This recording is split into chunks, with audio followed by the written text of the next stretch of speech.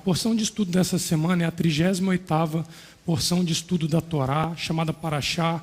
A Parashá é Corá, ou Coré, o calvo. Ela se encontra em Números capítulo 16 e ela permeia os capítulos 17 e 18 na sua totalidade. Nós hoje estaremos estudando a porção que fala a respeito de um evento que marcou a história da nação de Israel, se tornou um memorial para o povo de Israel, um memorial onde Adonai se mostra como legislador supremo sobre a nação de Israel e que tudo e todo aquele que tentar desviar o propósito pela qual ela foi criada vai ser dizimado diante dos nossos olhos. Então nós vamos ver aqui Adonai se apresentando como Adonai Tzidkenu, Adonai da justiça, o Adonai reto, o Adonai justo, aquele que pesa a sua mão com justiça sobre aqueles que se desviam da sua vontade. Então nós vamos ver que é uma paraxá que ao mesmo tempo ela fala de julgamento, ela fala de misericórdia, ela fala de amor e ela fala acima de tudo de uma coisa chamada preservação. Quando vocês olham aquele tanto de criança aqui em pé na hora do serviço, onde elas são ungidas aqui, nós precisamos olhar que essa é a maior preciosidade que essa casa tem. É a geração que se forma, que cresce, totalmente atrelada e aderida aos mandamentos de Adonai, sem os vícios que nós fomos muitas vezes criados fora de um contexto e de um entendimento de Torá, revelada pelo Espírito do Eterno nos sábados após sábados para nós. E quando nós olhamos esta geração, nós vemos o motivo pelo qual Adonai ele é tão rigoroso e tão duro com aqueles que se levantam contra os líderes que ele constituiu sobre a casa de Israel. O grande problema é que nós não podemos olhar para este memorial que Adonai faz com a morte desses homens como um fato do passado, mas nós precisamos olhar como um fato do presente, porque situações como essa são enfrentadas por nós diariamente na nossa história como comunidade, como casa levantada por Adonai para servi-lo. Então,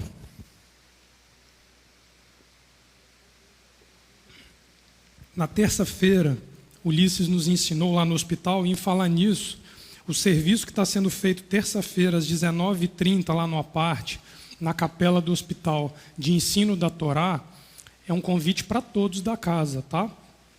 Ali já se está começando a estudar a porção que no sábado será ensinada. Então, os que puderem comparecer, tem sido um momento muito especial diante do Eterno, nos assentarmos na terça-feira à noite para estudar a palavra ali no hospital. Fica o convite a todos para participarem. E uma coisa importante que nós precisamos começar a entender é que a palavra em Números capítulo 16, ela fala de uma rebelião constituída e levantada por homens considerados altos no meio do povo de Israel, de posição elevada, participantes dos rituais e das solenidades como homens de frente desse serviço. Quando nós vemos isso, nós vamos ver que Ulisses ele toca num ponto muito interessante na terça-feira à noite, quando ele fala assim, existe dois tipos de autoridade constituída. Todas são permitidas por Adonai. Romanos capítulo 13 diz que toda e qualquer autoridade constituída sobre a face da terra, ela é permitida por Adonai. Não quer dizer que ela foi levantada por Adonai. Muitas vezes os próprios homens constituem autoridades sobre si, permitidas por Adonai, mas não com o aval de Adonai para que o façam. E Ulisses entra exatamente nesse nível de discussão, quando ele fala das autoridades com diferença daquela que é constituída por Adonai e daquela que é constituída pela força do homem. Todas permitidas por Adonai, mas com a diferença de uma ter a chancela de Adonai e a outra a chancela de um braço de carne para erguê-la. E isso é mais comum do que nós imaginamos no nosso meio, e nós vamos ver os problemas que isso causa no nosso meio quando nós vivemos dessa forma. E uma coisa interessante que nós discutimos lá na terça-feira foi que a todas elas nós temos que nos submeter. Todas elas, Adonai não permite rebelião contra nenhuma autoridade constituída, seja ela pelo próprio Adonai ou pelo homem. O respeito e submissão às autoridades é um mandamento que é todo fundamentado na Torá e nos princípios. Não quer dizer que você seja um e concorde com a conduta que aquela autoridade impõe e exerce no meio onde você vive. Existe uma diferença. E nós vamos ver que essa é a grande diferença entre aqueles que serão destituídos publicamente diante de Adonai, para que todo o povo veja aquele que tem ou não tem a autoridade de Adonai sobre si. Um exemplo que nós podemos chamar de clássico na palavra é o rei Saul. Saul é ungido rei com a autorização de Adonai, mas não é Adonai que o levanta como rei. Israel ali era regido por profetas, por juízes. Israel pede um rei porque olhava as nações ao redor que tinham um rei e desejava ser liderada por um rei. Adonai permite, mas ele não avaliza o trono de Saul. Diferentemente do trono de Davi, o qual ele levanta para constituir sobre trono perpétuo sobre a nação e sobre a casa de Israel.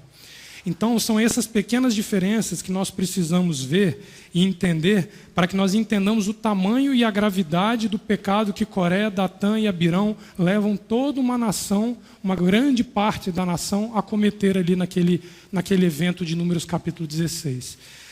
E uma coisa, pastora, que eu queria deixar aqui, é que estudando essa questão, existem inúmeras discussões de exegetas que falam qual foi o grande motivo pelo qual Coré foi julgado da forma como foi. E a gente tem um leque de situações para colocar aqui para justificar o tamanho do peso da mão de Adonai sobre Coré, Datã e Abirão. Mas eu queria ler com vocês um versículo que encontra-se em Êxodo capítulo 12, no verso 46. E eu queria que todos nós refletíssemos sobre isso, porque no final do estudo nós vamos ver que, dentre as muitas razões para Coré ser julgado, essa aqui é uma que muito me incomodou quando eu estudava a Parashá. Nós vamos ver que Coré é responsável pela tentativa de fazer algo proibido como mandamento perpétuo na Torá e como princípio de uma santidade e de uma peculiaridade num dos festivais mais importantes que marca, como o pastor Isaac sempre lembra, o primeiro mandamento das 10 palavras, os 10 mandamentos. Eu sou o eterno teu Elohim, que vos tirei com braço forte do Egito, não há outro. A referência da festa de Páscoa é primordial no primeiro mandamento.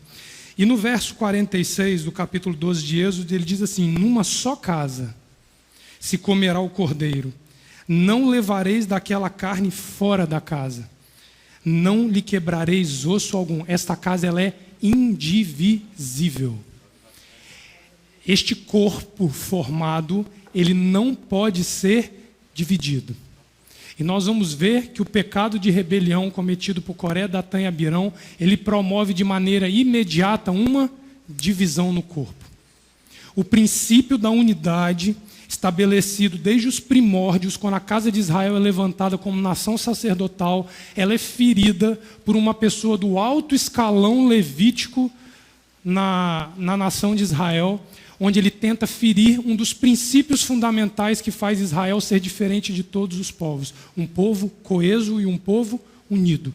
Porque este corpo, esta congregação, esta casa que é uma, ela vai falar do corpo de um indivíduo que foi indivisível e que nunca será dividido, permanecerá unido, e todo aquele que tentar dividi-lo será dizimado. E é a Torá que fala isso, não sou eu. Vamos lá em Números capítulo 16, para nós começarmos a olhar a questão da Parashá especificamente. Ulisses, você lê para mim aí, por gentileza, me dá uma ajuda, do verso 1 ao verso 4, faz favor. Números capítulo 16, é o início da Parashá, do verso 1 ao verso 4. Coré, filho de Zizar, filho de Coate, filho de Levi, tomou consigo a Datã e Abirão, filhos de Eliabe, e Aon, filho de Pelete, filhos de Ruben, encheram-se de presunção, e se levantaram contra Moisés, com 250 homens dos filhos de Israel, líderes da comunidade, respeitados nas solenidades, homens de posição. Ajuntaram-se contra Moisés e contra Arão, e lhes disseram: basta, toda a comunidade é santa, todos eles são santos, e o Eterno está no meio deles. Por que, pois, vós elevais sobre a comunidade do Eterno? Quando Moisés ouviu isso, caiu prostrado com o rosto em terra. Amém. Então aqui nós vemos 4 homens, Coré, Datã, Abirão e On. Guarda esse nome, On. Levantando uma uma insurreição, uma rebeldia, uma revolta contra os 2 homens levantados por Adonai para libertar o povo do Egito. Homens com autoridade inquestionável desde o momento que foram chamados, fazendo obras maravilhosas diante dos olhos dos ímpios, dos gentios e da própria casa de Israel. E aí, quando nós vemos esse ato de rebelião, nós temos que analisar algumas peculiaridades envolvidas nesse processo. A primeira delas é que 4 homens conseguem insurgir com 250 mil indivíduos. Então, a primeira característica dessa rebelião deles é que ela tinha alto poder de contaminação. Ora, se nós olharmos essa questão por inteiro, nós vamos ver que nós precisamos ter uma noção da disposição do acampamento de Israel na ordem que eles eram distribuídos ali. O povo não vivia embolado. Imagina 2 milhões de pessoas aproximadamente num deserto, sendo regido, onde o centro disso era o tabernáculo. Ao redor do tabernáculo, os filhos de Levi, distribuídos por famílias, coatitas, gersonitas e os filhos de Merari. Atrás deles, as 12 tribos dispostas de maneira geograficamente separadas. Existem alguns comentários que dizem que o comum era eles viverem dentro da própria tribo. Mesmo sendo uma única nação, o hábito comunitário deles regia aquele mesmo nicho de pessoas da mesma família. E o que era mais comum de acontecer, de migração de um lado para o outro, é quando haviam casamentos entre tribos, ou muitas vezes comércios ou trocas. Mas eles haviam ali determinado uma divisão geográfica para cada tribo. Então vocês vejam que Coré, um homem no meio de 2 milhões de indivíduos num deserto, ele consegue se misturar a tribos que estavam fora dele. Porque se nós olharmos aqui, os 3 outros, Datã, Abirão e Om, eram da tribo de Ruben, localizados ao sul do tabernáculo. Então, quando nós vemos isso, nós já vemos uma tentativa de Coré de avançar o seu próprio território para causar tumulto, confusão e buscar apoio no meio do povo, para trazer revolta, rebelião e tumulto. Ele precisava de adeptos para essa revolta. E veja que um homem da envergadura de Coré tinha esse poder porque ele era um homem respeitado em toda a congregação. Dentro de uma escala hierárquica de proximidade ao tabernáculo, que era o local considerado mais santo no meio do arraial, depois de Moisés e Arão e os filhos de Arão, que tinham a intimidade do tabernáculo sob sua tutela, os primeiros que chegavam mais próximos dos objetos sagrados, mesmo não podendo tocá-los ou vê-los, mas transportavam, eram os coatitas, família a qual pertencia Coré. Então Coré era um homem que tinha o hábito de se aproximar das coisas santíssimas sem poder se relacionar diretamente com elas. E se nós olharmos a advertência do Eterno, quando ele faz a divisão dos serviços que nós estudamos na Parashá Nassô, há 2 semanas atrás, nós vamos ver o Eterno fazendo uma exortação a Moisés muito importante. Tenha zelo e cuidado para que a família dos coatitas não seja dizimada. Pois não, pastor. É a mesma coisa quando Aitofel, no período do rei Davi, ele era tão respeitado em Israel, um conselheiro, que a sua palavra era como um oráculo no meio do povo. Amém. Então ele conseguiu ali conduzir Absalão a revolta contra o pai, e se levantar contra o pai, e conduzir o povo para seguir Absalão. A mesma coisa. Mesmo nível de autoridade nível. Entre Aitofel e Coré.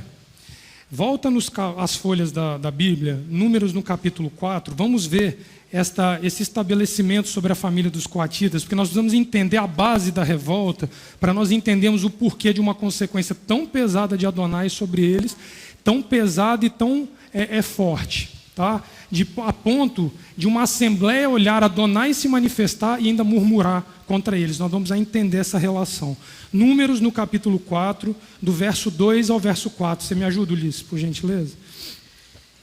Versículo 2. Fazei o recenseamento dos filhos de Coate, do meio dos filhos de Levi, pelas suas famílias, segundo a casa de seus pais. Contareis os homens de 30 a 50 anos de idade, todos os que são aptos, para que sirvam na tenda da congregação. Este será o serviço dos filhos de Coate na tenda da congregação, o cuidado das coisas santíssimas. As coisas santíssimas, que havia de mais nobre dentro do santuário, era cuidado dos coatitas. Então ele tinha, se nós formos fazer uma comparação, uma nobreza de serviço no que tange a proximidade do tabernáculo muito grande. Ele estava abaixo apenas de Arão, de Moisés, de Eleazar e de Itamar, os 2 filhos de Arão que sobram para o serviço sacerdotal. Não era de pouca monta no meio de 2 milhões de pessoas a posição que esses homens estavam, mas não era suficiente para eles estar na posição que eles estavam. Aí, Ulisses, lê do 15 ao 20 para a gente agora, que nós vamos ver a exortação de Adonai quanto ao cuidado a essa proximidade. Quanto mais próximo das coisas santas, mais risco você tem de sofrer diante de Adonai uma intervenção. Muito cuidado. Olha lá, Ulisses. Versículo 15. Depois que Arão e seus filhos tiverem acabado de cobrir o santuário e todos os seus utensílios, os filhos de Coate virão para transportá-lo, mas sem tocar nas coisas santas, para que não morram. Os filhos de Coate transportarão essas coisas que estão na tenda da congregação. Eleazar, filho do sacerdote Arão, terá a seu cargo o azeite da luminária, o incenso aromático, a contínua oferta de cereais e o azeite da unção. Cuidará também do tabernáculo em geral e de tudo o que nele há, incluindo os objetos sagrados e os seus acessórios. Disse o Eterno a Moisés e a Arão: não deixareis que a tribo das famílias dos coatitas seja extirpada do meio dos levitas. Isto lhes fareis para que vivam e não morram. Quando se aproximarem das coisas santíssimas, Arão e seus filhos entrarão e designarão a cada um o seu serviço e a sua carga. Os coatitas, porém, não entrarão para ver as coisas santas, nem por um momento, para que não morram. Amém. Então, a proximidade era de alto risco para os coatitas. Então, o zelo de Adonai para com a família daqueles homens era tão grande que eles não podiam dar um passo além, a sua vista não podia alcançar além do que era permitido, porque senão eles tinham risco de morte iminente. Olha, eu disse que Moisés, Arão e os filhos de Arão podiam ter acesso a este lugar, mas não de qualquer forma. Veja que a rigorosidade de Adonai com a intimidade do tabernáculo era algo tão grande que, se você voltar em Levítico capítulo 10, não precisa lá, eu vou ler para vocês. 2 sacerdotes, no ato inaugural, filhos de Arão, levam fogo estranho à presença de Adonai.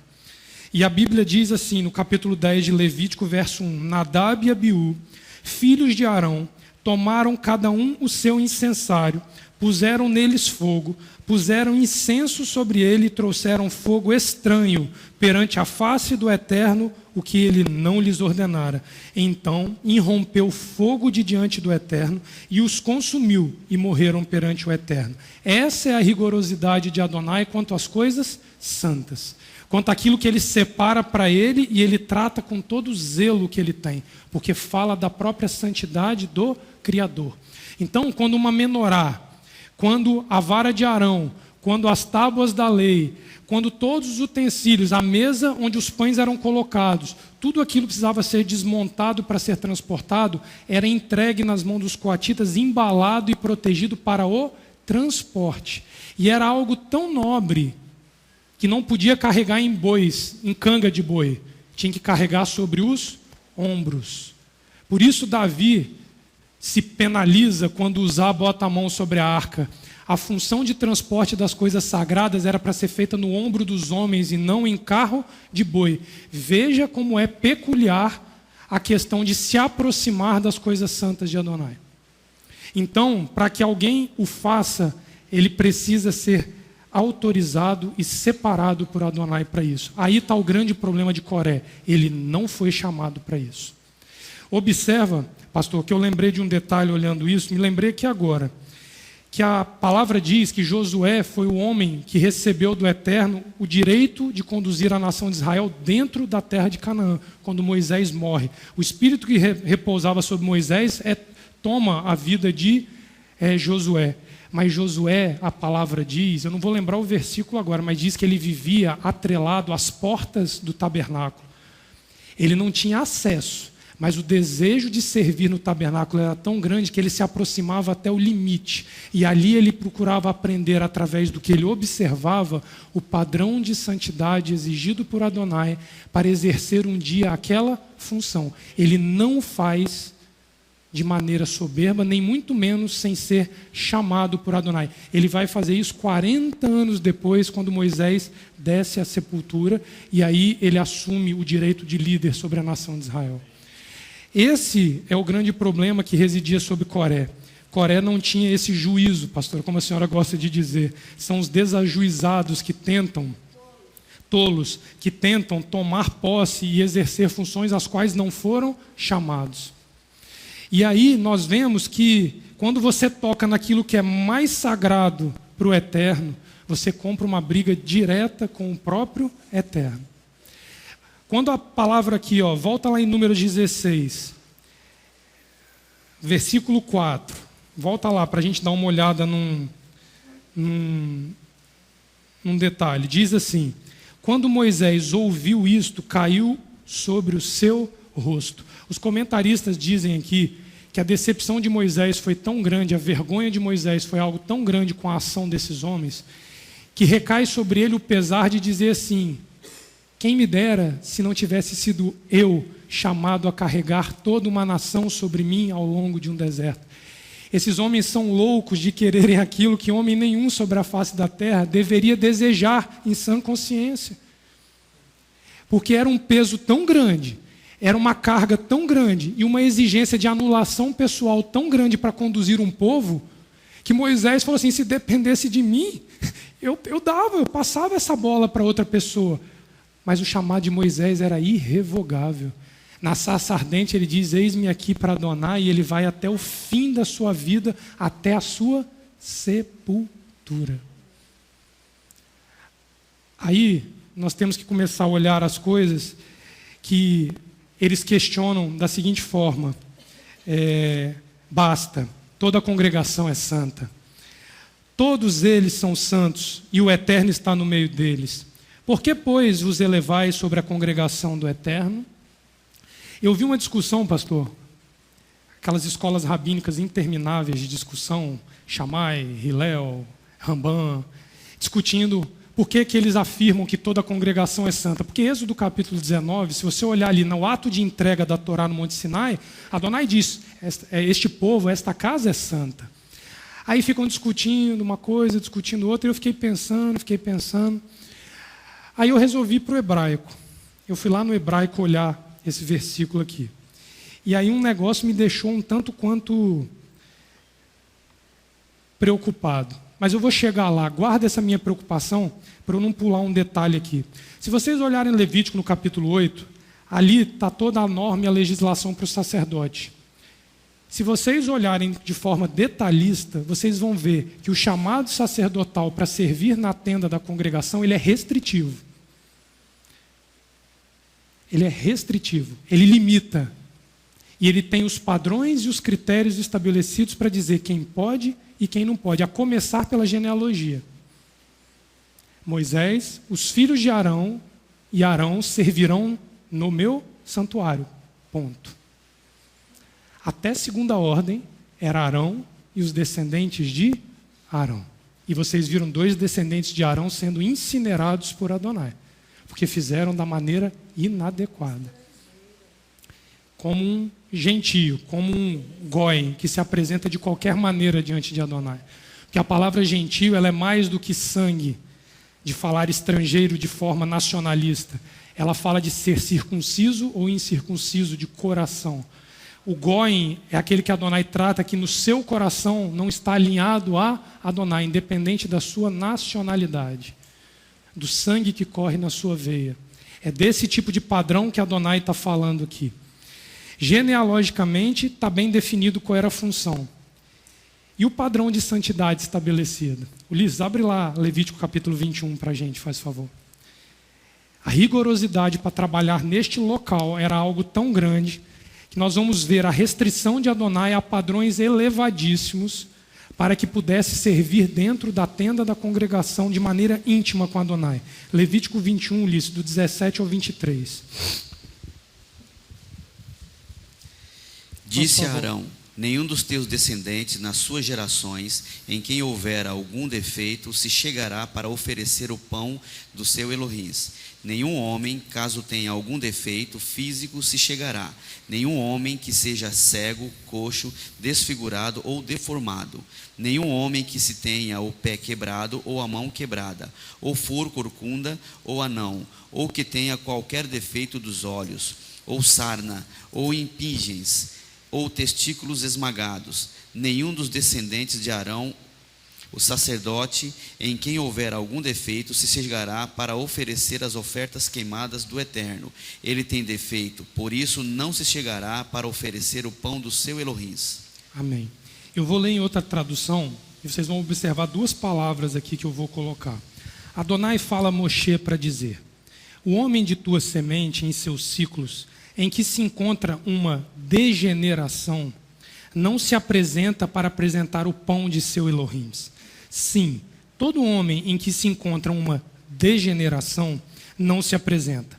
Homem cego ou manco, desfigurado ou disforme, ou homem que tem uma fratura no pé, ou uma fratura na mão, ou uma corcunda, ou um anão, ou com uma albugem no olho, ou sarna, ou lepra, ou líquen, ou intumescências dos testículos. Todo homem que se encontra uma degeneração, sendo ministrante da semente de Arão, não se aproxima. Ele não se aproxima para apresentar o pão de seu Elohim. Ele come o pão de seu Elohim, sacramento de sacramentos, mas ele não vem ao anteparo, ele não vem à intimidade de Adonai. Não se aproxima do altar. Sim, uma degeneração nele. Ele não profanará meus santuários. Sim, eu, Adonai, seu consagrador. O serviço sacerdotal tem o direito de comer do pão, mas ele não se apresenta na face de Adonai. Por quê? Porque o sacerdote era símbolo do sumo sacerdote que viria remir a humanidade. A perfeição de Yeshua, de Jesus o Messias, em sua totalidade, ela era a sombra daquilo que o sacerdote vivia prestando serviços a Adonai. Então não podia ter defeito, nem defeito físico, nem defeito de alma. Ele tinha que ser perfeito diante de Adonai em coração e fisicamente.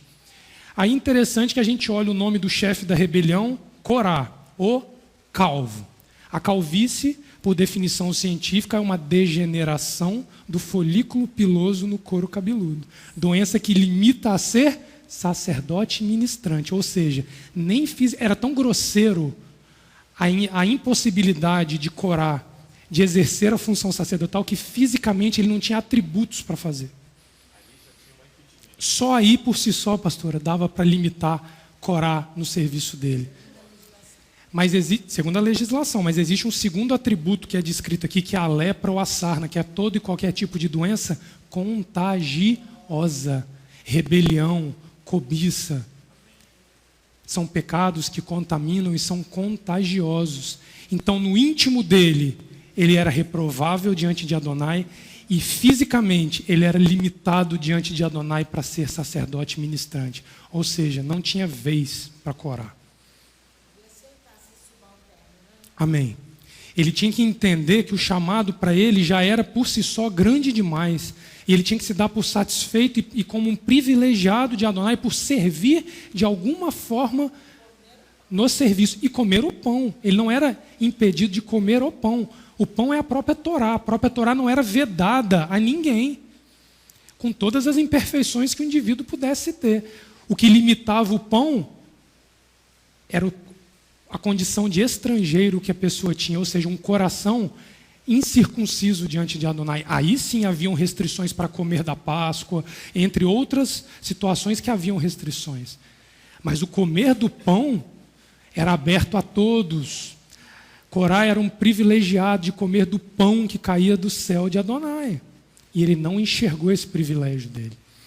E aí eu comecei a olhar esse desejo incontrolável de Corá, que parece que não tinha limite, porque ele afronta, ele chama todo um povo, ele pega mais de 200 mil pessoas, bota junto com ele e começa uma rebelião no meio do seio da nação de Israel, focando destituir ou igualar com Moisés e Arão, homens diferenciados para o serviço sacerdotal no tabernáculo de Adonai. Então, quando eu vi isso, eu achei uma coisa assim muito interessante. Por quê? Porque Corá, pastora, ele precisava necessariamente ser isolado. Tanto Coré, Datã e Abirão, o pecado de contaminação dele, conforme a legislação de Metsora, a lepra nos ensina, é de exílio, pastor. Era de exílio. O que é contaminador não pode ficar no meio do povo, pelo risco que tem de trazer destruição ao povo. E interessante que o pastor Isaac essa semana me falou assim, quando você for estudar a Parashá, lê a Torá, aquela Torá azul da editora Sefer que tem, que você vai gostar da tradução que tem ali. E eu fui lá, pastor, conforme o conselho que o senhor me deu. E ali, quando nós lemos, lá no Levítico, no Números capítulo 16, o Ulisses ele leu para a gente, está escrito bem assim, ó, Coré, filho de Gizar, filho de Coate, filho de Levi, tomou consigo a Datã e Abirão, filhos de Eliabe, e Aon, filho de Pelete, filhos de Ruben, e encheram-se de presunção. Essa frase, encheram-se de presunção, não consta no hebraico. Isso é inserção baseada na tradução que foi feita. Ela é inconsistente, não existe ela no hebraico. Essa parte aqui, ó, encheram-se de presunção. Isso é uma suposição do autor. E se insurgiram contra Moisés. Interessante que, numa tradução literal da Torá, para os nossos padrões atuais de língua no português, o correto seria traduzir dessa forma: e desligaram-se da congregação Corá, Datã e Abirão. Quando eles insurgem contra Moisés, eles realizam um desligar daquela casa que eles faziam parte. Eles deixam de ser contados, pastor, como filhos de Israel e são contados como estrangeiros, pastor, num meio que não era permitido ter estrangeiro. E desligaram-se. Não era permitido, o serviço levítico não era permitido para estrangeiros. Eles mesmos, em consequência do desejo incontrolável de tomar o lugar de Moisés e Arão, eles se desligam da nação de Israel, de forma que eles se tornam apartados dessa nação. E aí, quando eu olhei isso, eu fiquei pensando, por si só, eles se isolaram. O próprio ato de insurreição e de rebelião contra as autoridades levantadas por Adonai, automaticamente te separam daquele corpo, daquela casa, daquela congregação que você faz parte, mesmo fisicamente você estando no meio dela. Pode haver pessoas no meio de um arraial que trabalha para Adonai, separados deste arraial, se eles forem rebeldes àquilo que Adonai constituiu como autoridade sobre eles. Se você não reconhece o sacerdote em exercício que está sobre você e sobre mim, eu estou apartado desta comunidade. Eu não faço parte dela. Já não sou contado como um deles mais. Pois não. Amém, pastora.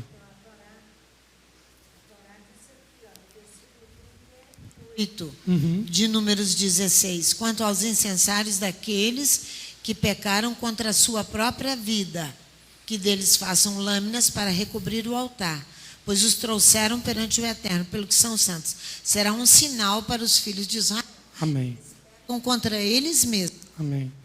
E aí, pastora, Moisés, homem experimentado, sábio, com intimidade com Adonai, ele recai sobre si o semblante, mas ele ainda dá uma oportunidade a esses homens de se arrependerem e voltarem.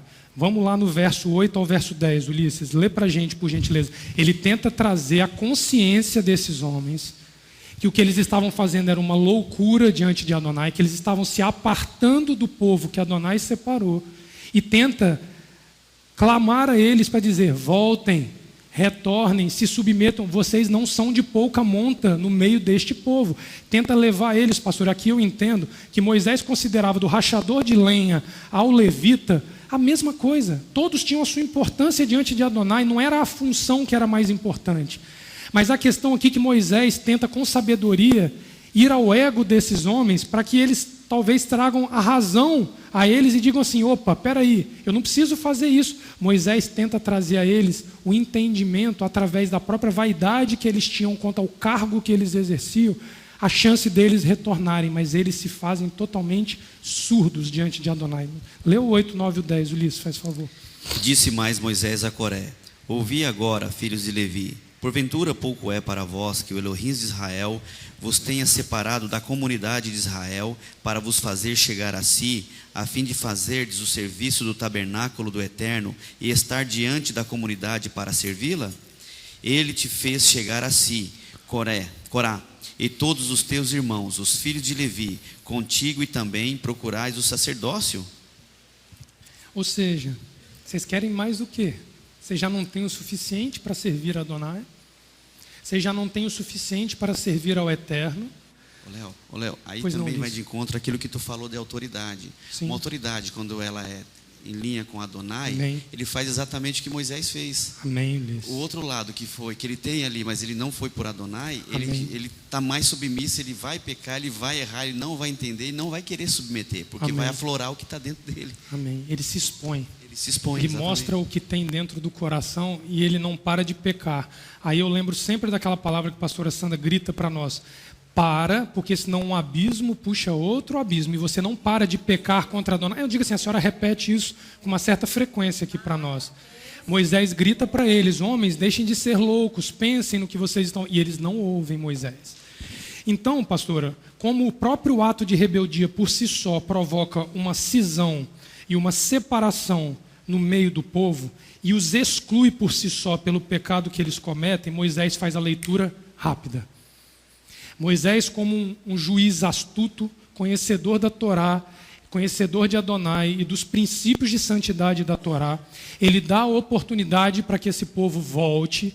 Quando ele vê a negativa do povo, ele marca um limite.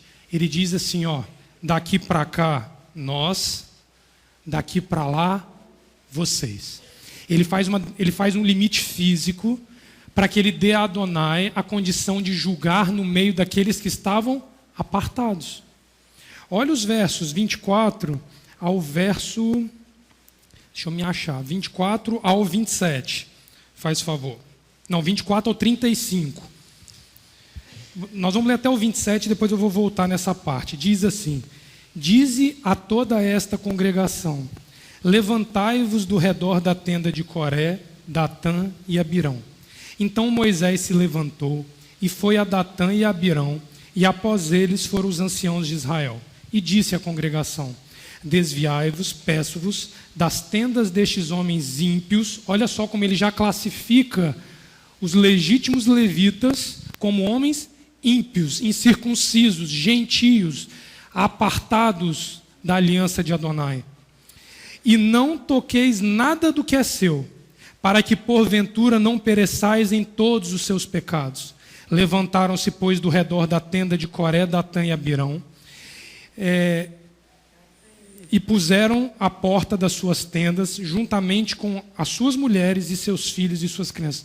Moisés vira para o povo que era aderido a Adonai e diz assim: se afasta.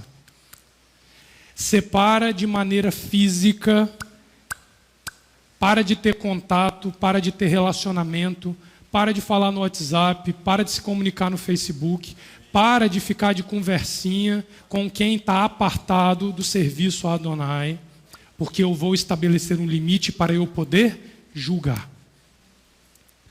Não fique próximo. A ordem de Adonai é clara, porque quando ele julgar, ele não vai olhar individualmente, ele vai estabelecer um limite físico daquele que serve, do que aquele que não serve, que voluntariamente se apartou pelo pecado de insurreição contra as autoridades, e ele vai estabelecer um julgamento. Pois não, pastora? Espera, acho que não está ouvindo ainda, pastor. Está ligado? Está ligado. Amém. Quando Isso. o Eterno vai julgar Sodoma e Gomorra, presta atenção no que ele faz. Uhum. Ele manda Ló se apartar e sair. Ló demorou, o anjo pegou Ló pela mão. Ele vai trazer a destruição e vai eliminar todas aquelas pessoas. Mas ele manda se apartar, separar-se, sair. A mulher de Ló teve o desejo de permanecer com eles. Ela morre no meio do caminho, não é isso aí? Ele estabelece o limite das portas de Sodoma e Gomorra como limite para aquele que for justo não se encontrar ali dentro. Tanto é que qual que é o apelo de Abraão para o Eterno? Eterno, se eu achar 50 justos, você poupa a cidade? Poupo. Eterno, se eu achar 10 justos, você poupa a cidade? Poupo. E se eu achar um justo? Eu poupo, Abraão. O que aconteceu com a cidade? Ele não achou nenhum justo. Não, ele tira para poder julgar. Eu digo assim, ele não encontrou na cidade ninguém que pudesse poupar a ira sobre a cidade, porque a cidade se insurgiu contra a Torá, estabelecida ali através da pessoa de Abraão com seu parente Ló, que era um conhecedor da Torá, porém misturado em meio de povos que não se submetiam à Torá. Então Adonai ele determina limites para ele estabelecer juízo. Então quando Adonai separa, por que nós vamos ficar querendo ultrapassar esse limite e ficar tentando puxar aquele que voluntariamente se insurgiu contra Adonai? Para quê? Para você ter o risco de ser puxado e ser julgado lá do outro lado, porque quando vier o julgamento, pastor, até onde me consta, nenhum dos que ficaram por lá de lá sobreviveram, certo? A praga saiu se alastrando e se alastrando e se alastrando. Então, vivenciando situações atuais e recentes que nós passamos nesta semana, cuidado com quem nós nos relacionamos. Pois não, meu irmão?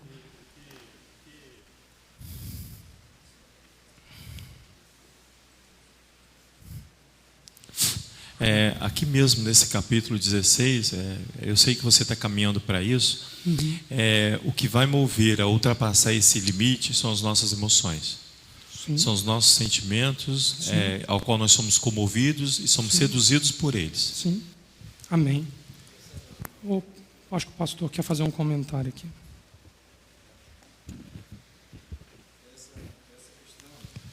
Essa questão de afastamento, a gente pode fazer um paralelo de Jeremias 51, quando o Eterno pede para que fuja dela, povo meu. Amém. Um paralelo também lá com Apocalipse 18:4. Saia dela, povo meu, que eu vou destruir. Amém. Tá? Dentro dessa consciência que você está falando, para que a gente não confunda a Torá com as doutrinas das demais nações. Ali ele está falando de Babilônia, né, pastor? Ele fala para se afastar de Babilônia, para que ele julgue Babilônia. Babilônia é confusão, é tudo aquilo que se impõe, né, e quer contrariar a própria Torá, né? Amém, pastor. Amém. E aí, uma coisa que me deixou um pouco confuso foi que ele trata as questões assim, vê se vocês conseguem me acompanhar aqui. Versículo 3 do capítulo 16. Basta, toda a congregação é santa, todos eles são santos, e o Eterno está no meio deles. Por que, pois, vos elevais sobre a congregação do Eterno? Ele usa o termo congregação nas traduções habituais de maneira repetitiva. Só que aí eu fui estudar e olhar a origem dessas palavras, elas são palavras totalmente diferentes. E aqui que eu vi, pastor, como é grave essa questão aqui. Eu vou parar no verso 3 aqui, porque se nós entendermos essa questão, nós vamos entender os acontecimentos dos últimos 2, 3 anos no nosso meio, e nós vamos começar a olhar para Adonai e agradecer a Adonai por estarmos onde nós estamos. Prestem atenção. Olha só, quando ele diz aqui o basta, toda a congregação, a palavra hebraica usada aqui é edam.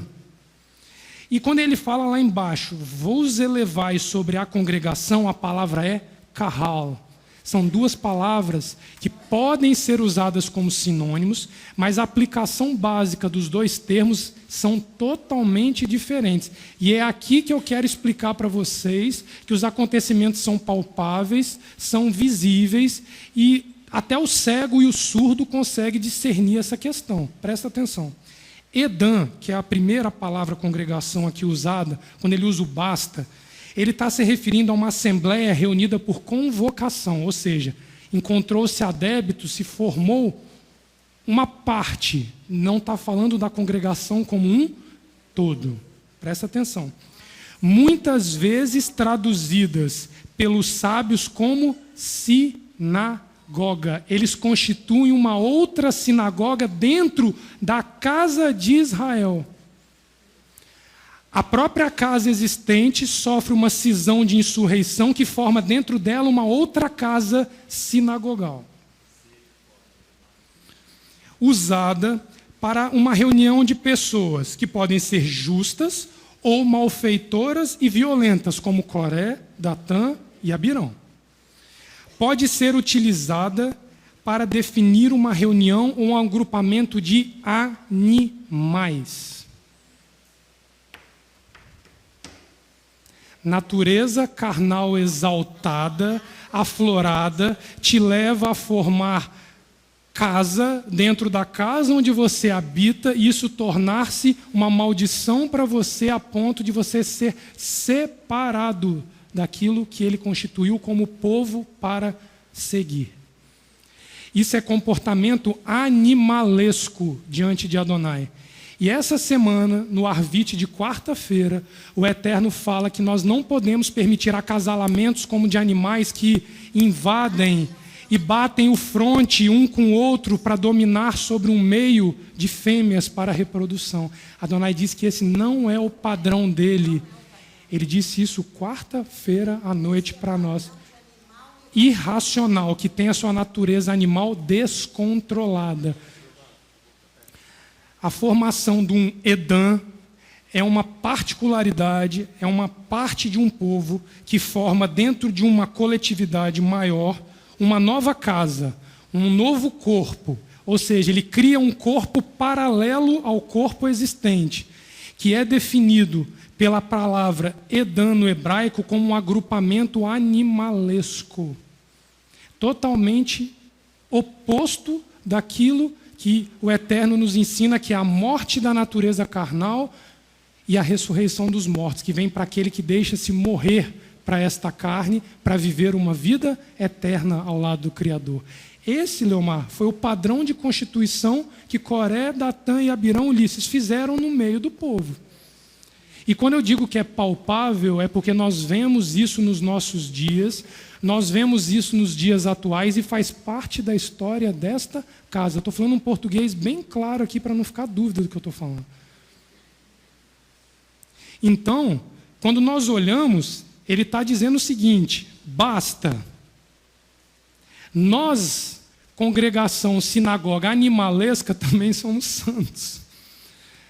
Morte da natureza carnal para nós não vale de nada, porque tudo é graça e tudo é amor.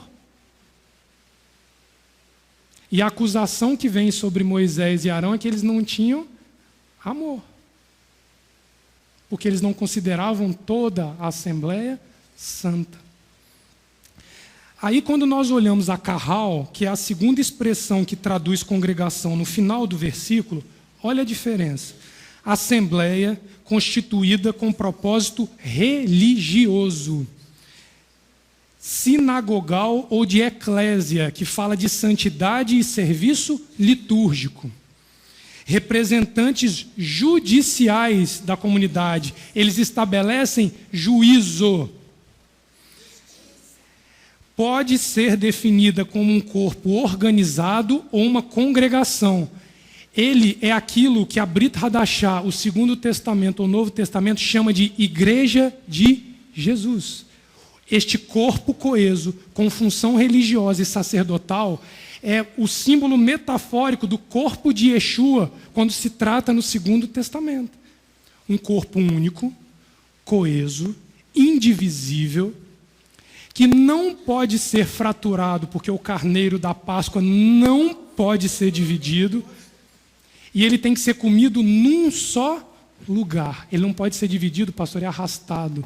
Ele é comido na terra de Israel, na cidade de Jerusalém, no Monte Moriá, casa constituída por Adonai para reinar sobre os povos quando Yeshua retornar. Só tem um lugar que esse cordeiro vai reinar, que ele vai morrer e ele vai alimentar todos os povos. Porque, pastor, qual que é a profecia que Isaías fala? Não haverá mais de um pastor.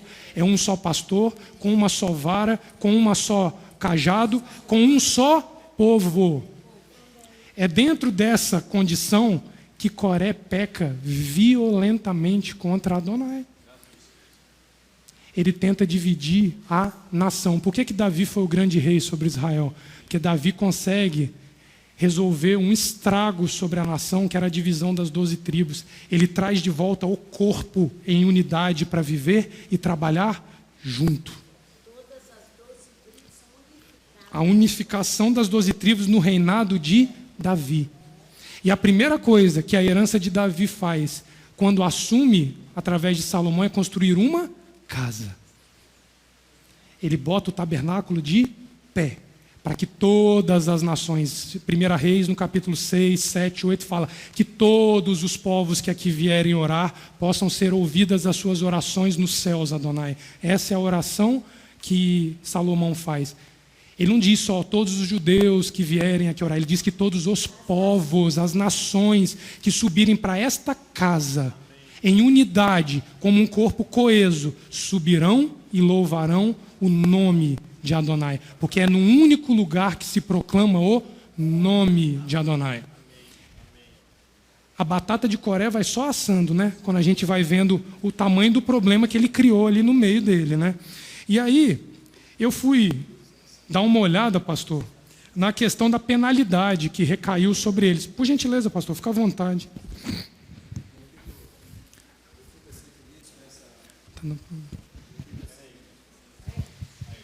Eu fico feliz assim com essa colocação, porque dentro dessa estrutura que você está falando, eu vou entender ali em João 4, 22, quando Yeshua fala com a samaritana, a salvação vem dos judeus. Amém. É uma origem do nosso ensino, né? A origem. Mas uma samaritana vem e recebe a salvação. É isso aí. E ela, né, pastor, é uma das poucas que sai gritando, porque daqueles 10 que foram abençoados, é a estrangeira que sai gritando e anunciando que Yeshua realizou milagres, que ele era o Messias. E aí eu fui ver a punição, né, pastor? Que se o problema dele vai só subindo, nós temos que entender proporcionalmente qual é a punição que uma pessoa que chega num alto escalão de pecado como ele comete. Aí a gente volta lá em Números 16, e aí, Ulisses, lê para a gente do 28 ao 35, faz favor, por gentileza.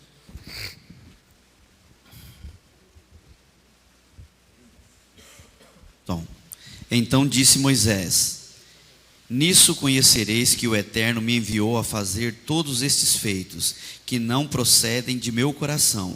Se estes morrerem como morrem todos os homens, e acontecer com eles o que normalmente acontece a todos os homens, então o Eterno não me enviou. Se, porém, o Eterno fizer alguma coisa estranha, e a terra abrir a sua boca, e os tragar com tudo o que é seu, e vivos descerem ao sepulcro, então conhecereis que estes homens desprezaram o Eterno. Até o 31? Até o 35.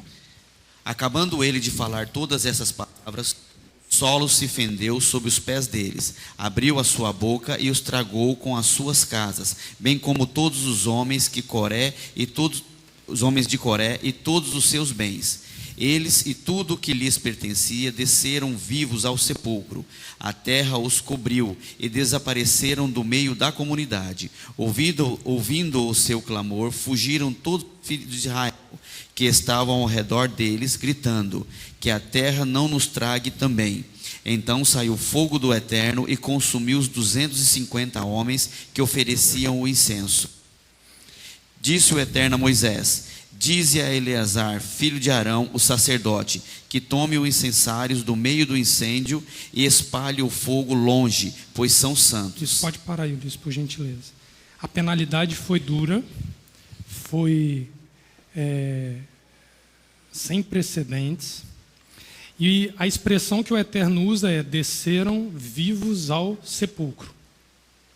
Sepulcro é lugar de descer morto, certo? Quando uma pessoa desce ao sepulcro morta, como naturalmente deve ser, tanto a palavra sepulcro, cova, sepultura, quanto o sepulcro com âmbito metafórico, subjetivo, espiritual, é a mesma palavra. A diferença que nós precisamos entender é que o que vai definir se ele está falando do sepulcro físico ou de um sepulcro espiritual é quem está julgando sobre esta pessoa que está descendo ao sepulcro. Vou repetir devagar. Quando você olha a palavra sepulcro no hebraico, é Sheol. Sheol pode ser traduzido como sepulcro, cova, que fica no cemitério, como pode ser definida como inferno, propriamente dito. Inferno não é a melhor palavra para traduzir, mas é que no português as línguas latinas utilizaram para definir aquele local onde os que não dormem com Adonai vão ser lançados quando morrem. Não vou entrar nessa discussão, não é o foco. Mas o fato é que não estou falando de uma cova física, eu estou falando de uma cova que fala da eternidade, de um local eterno. Como é que nós vamos saber ali se eles estão falando de uma cova física para onde Coré, Datã e Abirão e aquela multidão desceram, ou se eles estão falando de uma cova no contexto de inferno? São dois pontos. Primeiro, olhar quem julgou. O segundo ponto é como eles desceram a cova. A morte natural, para descer a uma cova física em paz com Adonai, você desce morto. A sua natureza carnal subjugada, os seus sentimentos, a sua vaidade, a sua natureza humana morta. Os que descem vivos estão com a sua natureza carnal elevada, exaltada, e o seu ego se sobrepõe à sua própria consciência e razão. Eles desceram vivos. Então nós já sabemos que eles desceram para um lugar que não era uma cova física, tanto é que não tem cemitério onde esse povo foi consumido pela terra. Mas o segundo ponto que nós precisamos olhar, qual é o tribunal, qual é a instituição que julgou esses homens. Moisés ali, quando eu dei para vocês a tradução de Carral, eu disse que era uma congregação com força judicial, com poder para julgar. Abre Deuteronômio capítulo 17. Nós vamos ver o Tribunal Supremo de Adonai se impondo para que a legislação da Torá seja obedecida, para punir com rigor nos limites que a lei da Torá definia para isso. Deuteronômio 17, do verso 8 ao 13. Lê para mim, Ulisses, me dá uma ajuda aí de novo, faz favor. Versículo 8. Quando alguma causa for difícil demais para julgar, tal como homicídio, demanda, lesão física ou outras questões de litígio em tuas cidades, então te levantarás e subirás ao lugar que o Eterno, teu Elohim, escolher. Virás aos sacerdotes levitas e ao juiz que houver nesses dias, e os consultarás, e eles te anunciarão a sentença do julgamento. Farás segundo a sentença que anunciarem no lugar que o Eterno houver escolhido, e cuidarás de fazer conforme tudo que te ensinarem. Conforme a sentença da lei que te ensinarem e o juízo que te disserem, farás. Da sentença que te anunciarem, não te desviarás, nem para a direita, nem para a esquerda. O homem que proceder soberbamente, não dando ouvidos, nem ao sacerdote que está ali para servir ao Eterno, o teu Elohim, nem ao juiz, o tal homem será morto. Assim eliminarás o mal de Israel, a fim de que todo o povo o ouça e tema, e nunca mais se ensoberbeça. Está entendido o padrão que a Torá usa para legislar sobre causas difíceis. É punição com a morte. E não necessariamente a morte física, mas a morte espiritual do indivíduo pode ser muito pior do que a morte física que ele venha a sofrer. Então, o tribunal que julga Coré, Datã e Abirão era esse tribunal da Torá aqui, regido por uma lei, com um juiz reto, representado ali pela pessoa de Moisés. Moisés ali resplandecia o próprio Adonai, exercendo juízo sobre aquele povo. E aí eu fiquei me pegando com isso, pastora, não foi dado direito a eles nem de ter uma cova. O que sobra como memorial deles, o final do capítulo 16 ali, diz que os incensários que eles usavam para chegar diante de Adonai, para se aproximar de Adonai, eram santos. Esses foram pegos e usados como um memorial, para que toda a descendência visse e não cometesse a mesma loucura que aqueles homens cometeram. Existe um memorial aqui dentro dessa casa, descendo a ladeirinha que dá para os banheiros ali embaixo, fica de frente para a rampinha. Quando a gente vê eles fazendo isso, pastora, uma coisa que eu estava estudando é que o povo hebreu dá um valor muito grande à sepultura, ao cuidado com o corpo no pós-morte. E existe todo um processo para lidar com isso, que tem um rito sacrificial por trás dele. Nós vamos ver isso aqui. E a esses homens não foi dado direito a um enterro digno. O nome deles, ao invés de estar constando nos autos, foi levado como o pó da terra quando o vento bate, e não sobra nem memória deles. Quando nós vemos essa questão, nós vamos ver que desde os primórdios, a nação de Israel, ela dá um valor muito grande ao sepulcro e ao cadáver. Vai lá em Gênesis, ao serviço litúrgico de enterrar uma pessoa. Vai a Gênesis capítulo 47, nós vamos ler do verso 28 ao verso 31. Gênesis capítulo 47, do verso 28 ao verso 31. A nação de Israel, eu falei com vocês que ela é como um corpo, certo, pastor? Deixa o pastor falar. Muito interessante isso, Léo, essa questão que você está falando, escrito no pó da terra. Isso se aplica muito bem hoje, uma vez eu tendo a revelação, ou seja, do retorno, da visão que tem que retornar, a restauração tem que ocorrer. Amém. E o abandono. Eu tenho a consciência, porque tenho a consciência agora da Torá, que ela é a base de todas as escrituras, tenho um mandamento para cumprir, justiça, amor, e as tradições dentro de um contexto justo, né, da Torá, e por um momento eu abandono. Então você vê lá no livro de João 17, ou Jeremias 17, quando lá ele fala inspirado pelo próprio Eterno. Aqueles que me abandonam serão escritos no pó da terra. Eu lembrei quando você falou, o vento bate e leva, ou seja, não fica nem resquício. Será esquecido. Mas eu quero frisar essa questão do retorno. Amém, pastor. É preciso fazer o retorno dentro daquilo que o Eterno está nos estabelecendo e nos inspirando. Que dentro do contexto é o que eles abandonam ali. Eles abandonam o retorno que a terra, que a nação de Israel fazia à sua terra de origem.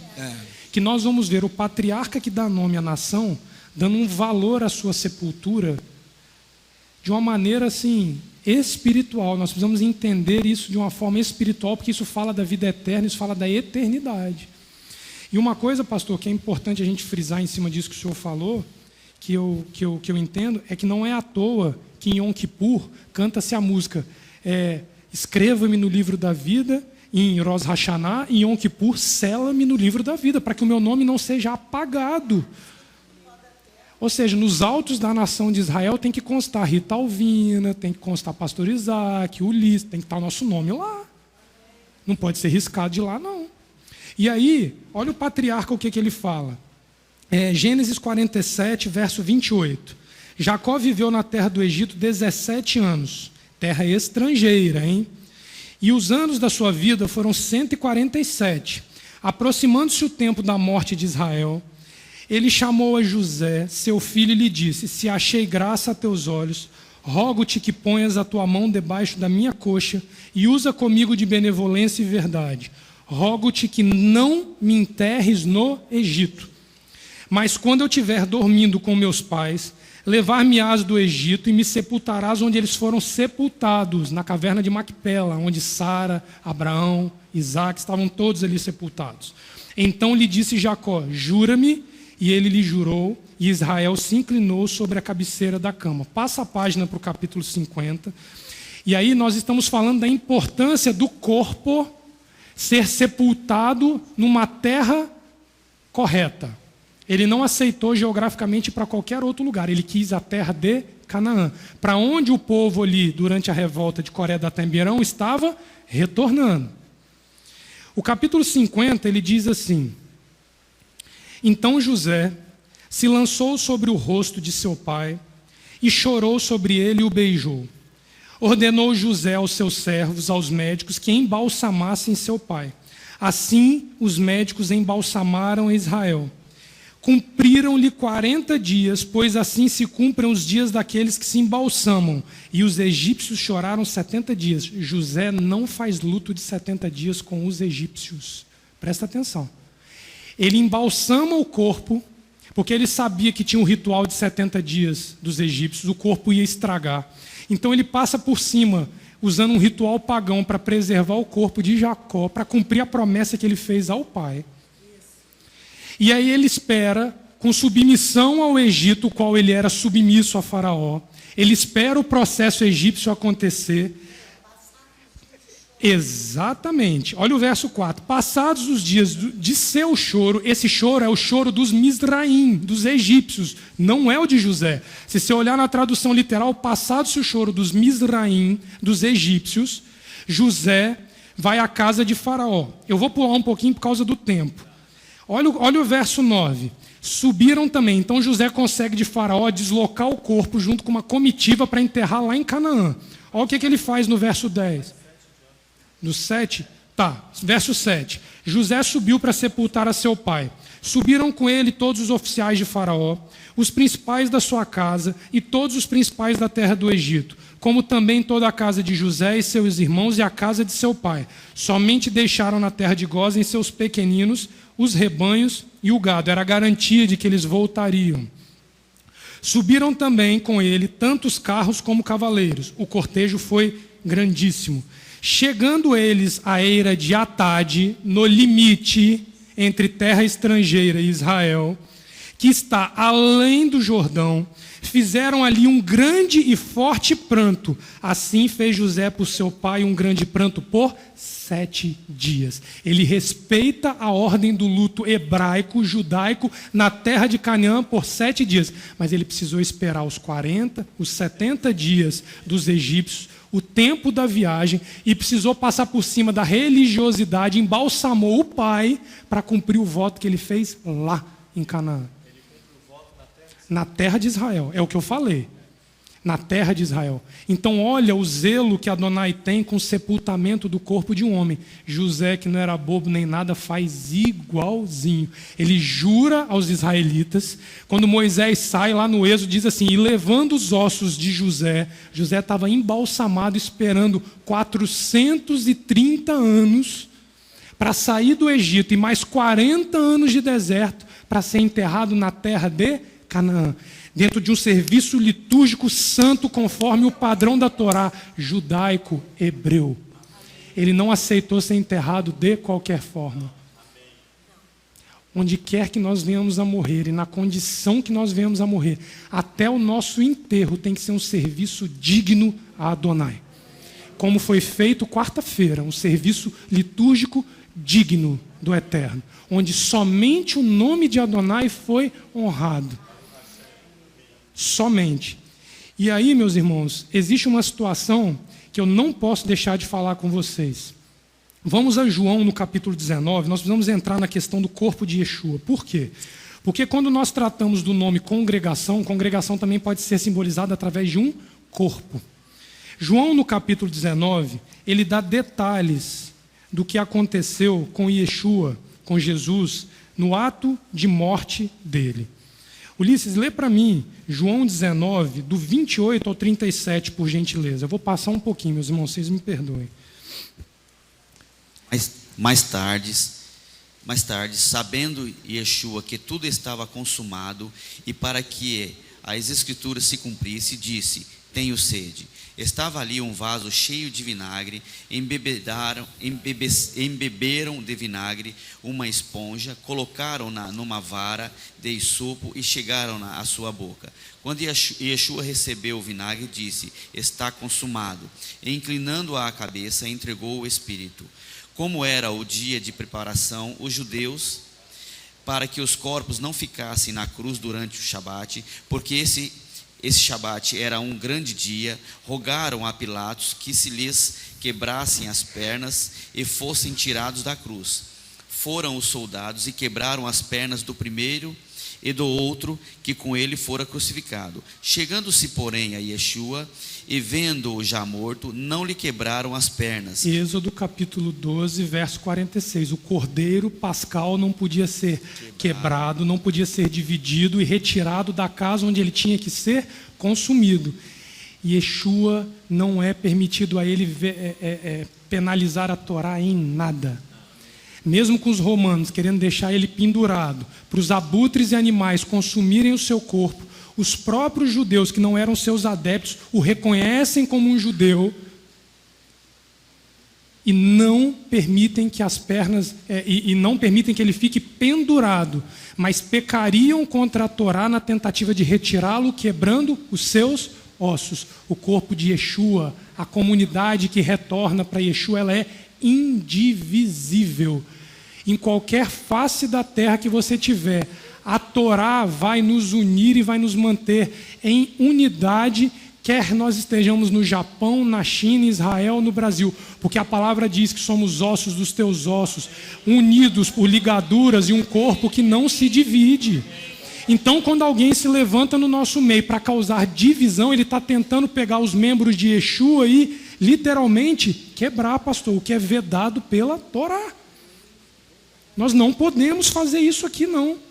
Ulisses, pula um pouquinho e vai do 38 ao 42. Agora Ulisses vai ler para nós aquilo que o homem que recolhe o corpo de Yeshua vai nos ensinar sobre o que é um sepultamento hebraico. Faz favor, Ulisses. Versículo 38. Depois disso, José de Arimateia, que era discípulo de Yeshua, mas em oculto, por temer os judeus, pediu a Pilatos que se lhe permitisse tirar o corpo de Yeshua. Com a permissão de Pilatos, ele foi, tirou o corpo da cruz e o levou. Foi também Nicodemos, aquele que anteriormente se dirigia de noite a Yeshua, levando quase 100 libras de uma mistura de mirra e aloés. Tomaram o corpo de Yeshua e o envolveram em lençóis de linho com as especiarias, como os judeus costumam fazer na preparação para o sepultamento. No lugar em que Yeshua foi crucificado, havia um jardim, e no jardim um sepulcro novo, no qual ainda ninguém havia sido posto, porque o sepulcro ficava perto, e por causa da preparação dos judeus, puseram ali o corpo de Yeshua. Quando nós vemos esse processo conduzido por Yosef de Arimateia, José de Arimateia, vejam que quem cuida do corpo de Jacó, que leva o nome da nação, é um Yosef. O homem que cuida do corpo daquele que é o corpo da comunidade é outro Yosef. Existe sobre esses homens a unção de tratar este corpo com um zelo que nós precisamos aprender. Por quê? Porque cada vez que descer uma pessoa à sepultura em paz com Adonai, ele tem dito para nós que muitos vão descer, nós temos que saber conduzir este serviço como um sacrifício diário a Adonai. Números no capítulo 28 fala que um animal morria de dia e um outro animal morria à tardinha. Todos os sacrifícios eram acompanhados de bálsamo, mirra, aloés, essências aromáticas para que o cheiro fosse agradável. O cheiro do cadáver não pode se sobrepor ao cheiro da oferta. Quando ali você vê, isso era feito através de uma solução com óleo de unguento. Era uma unção mortuária feita sobre o cadáver. O morto, quando é colocado ali no seu caixão, enrolado no linho, que é feito da mesma matéria, da flor de farinha, que lá em Levítico, na oferta de cereais, é descrita, ali, no ato sacrificial, no ato cerimonial do sepultamento, o corpo é preparado da mesma maneira que o sacrifício de cereais era preparado lá em Levítico capítulo 2 e capítulo 6. Então, quando nós conduzimos uma pessoa ao sepulcro em paz com Adonai, dentro dos trâmites da Torá, você está fazendo daquele serviço uma oferta queimada a Adonai, com o animal fisicamente morto ali para ser entregue como sacrifício a Adonai.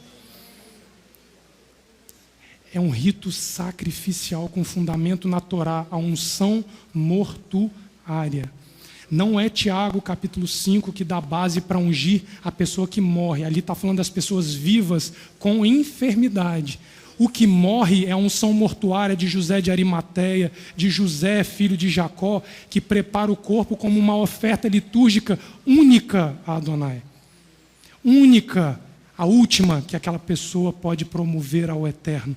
Porque dali depois ela não pode mais louvar Adonai. É o que a palavra diz.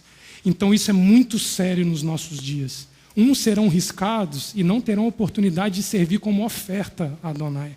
Outros poderão descer como uma oferta suave, com cheiro aromático diante de Adonai. um cadáver servir de cheiro aromático a Adonai. Mas é assim que ele ensina que um sepultamento hebreu deve ser. Que em tudo nós venhamos a louvar o Criador com sacrifícios de louvor, com ações de graça, mas cumprindo o ritual, porque isso é sombra das coisas que virão no futuro, diz Hebreus. Nós não podemos impedir as pessoas de receber isso. Eu e pastor Isaac, eu acho que de 1 mês ou 2 para cá, nós devemos ter ungido uma meia dúzia de pessoas no hospital e essas pessoas desceram em paz a sepultura lá dentro.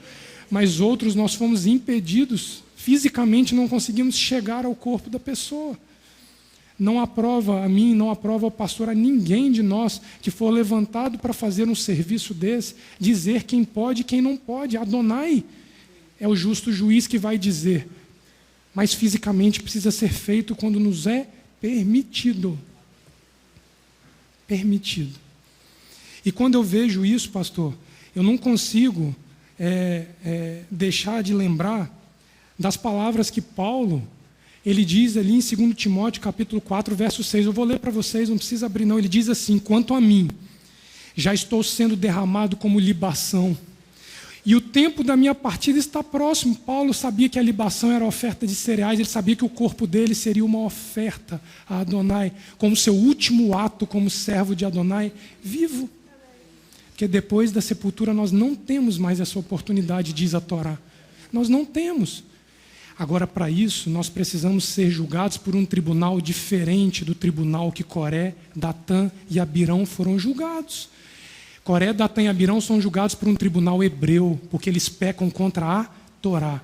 Mas quando você vive uma vida alinhado com a Torá e luta contra um sistema que rege você, um sistema romano, um sistema que se desviou da Torá, que te leva à morte e não à vida, você paga com a sua vida lutando contra esse sistema. E Yeshua é julgado por um tribunal romano. Ele não é julgado por um tribunal de hebreus, de judeus. É um tribunal romano que o pendura na cruz.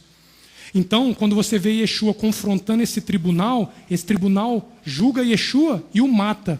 Mas ele diz que ele ressuscita entre os mortos e diz: onde está a morte, o teu aguilhão. É isso que Paulo grita. Quem é a morte para me vencer se eu morro em linha com a Torá, julgado por apenas homens e não pelo meu próprio Elohim? Esse próprio Elohim te levanta do mundo dos mortos e te ressurge. Essa é a promessa da ressurreição dos mortos. É isso que Yeshua gritou para todos nós, que eu me sinto frustrado de no nosso meio não ter um com a fé suficiente de Yeshua, de botar a mão no morto, pastor, e falar: levanta e anda. Porque Yeshua diz que nós poderíamos fazer isso se nós tivéssemos fé, mas nós não temos ainda.